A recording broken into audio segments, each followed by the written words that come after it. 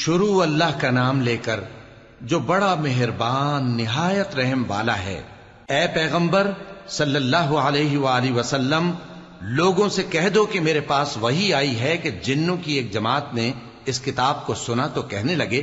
کہ ہم نے ایک عجیب قرآن سنا جو بھلائی کا رستہ بتاتا ہے، سو ہم اس پر ایمان لے آئے،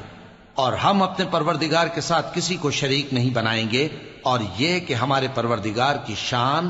بہت بلند ہے، وہ نہ بیوی رکھتا ہے نہ اولاد، اور یہ کہ ہم میں سے کوئی بے وقوف اللہ کے بارے میں جھوٹ گھڑتا ہے، اور ہمارا یہ خیال تھا کہ انسان اور جن اللہ کی نسبت جھوٹ نہیں بولیں گے،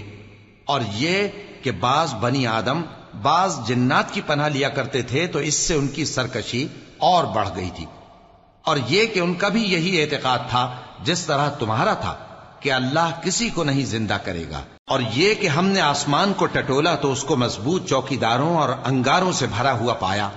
اور یہ کہ پہلے ہم وہاں بہت سے مقامات پر فرشتوں کی باتیں سننے کے لیے بیٹھا کرتے تھے، اب کوئی سننا چاہے تو اپنے لیے انگارہ تیار پاتا ہے، اور یہ کہ ہمیں معلوم نہیں کہ اس سے اہل زمین کے ساتھ برائی مقصود ہے یا ان کے پروردگار نے ان کی بھلائی کا ارادہ فرمایا ہے، اور یہ کہ ہم میں بعض نیک ہیں اور بعض دوسری طرح کے،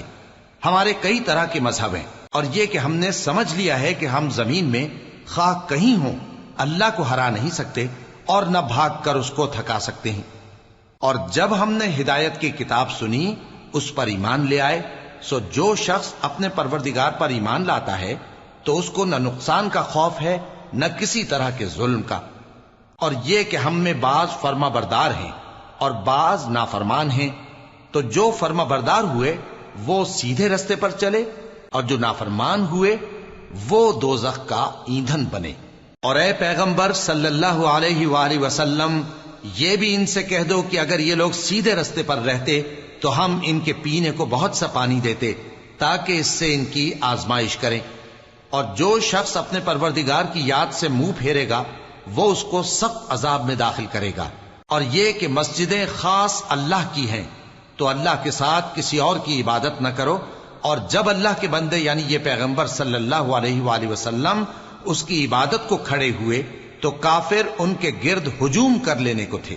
اے نبی صلی اللہ علیہ وآلہ وسلم، کہہ دو کہ میں تو اپنے پروردگار ہی کی عبادت کرتا ہوں اور کسی کو اس کا شریک نہیں بناتا،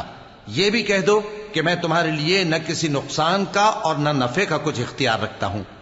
یہ بھی کہہ دو کہ اللہ کے عذاب سے مجھے کوئی پناہ نہیں دے سکتا اور میں اس کے سوا کوئی جائے پناہ نہیں پاؤں گا، ہاں اللہ کی طرف سے احکام کا اور اس کے پیغاموں کا پہنچا دینا ہی میرے ذمہ ہے،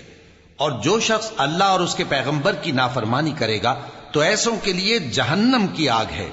وہ ہمیشہ ہمیشہ اس میں رہیں گے، یہاں تک کہ جب یہ لوگ وہ دن دیکھ لیں گے جس کا ان سے وعدہ کیا جاتا ہے، تب ان کو معلوم ہو جائے گا کہ مددگار کس کے کمزور ہیں اور شمار کن کا تھوڑا ہے۔ کہہ دو کہ جس دن کا تم سے وعدہ کیا جاتا ہے میں نہیں جانتا کہ وہ عنقریب آنے والا ہے یا میرے پروردگار نے اس کی مدت دراز کر دی ہے،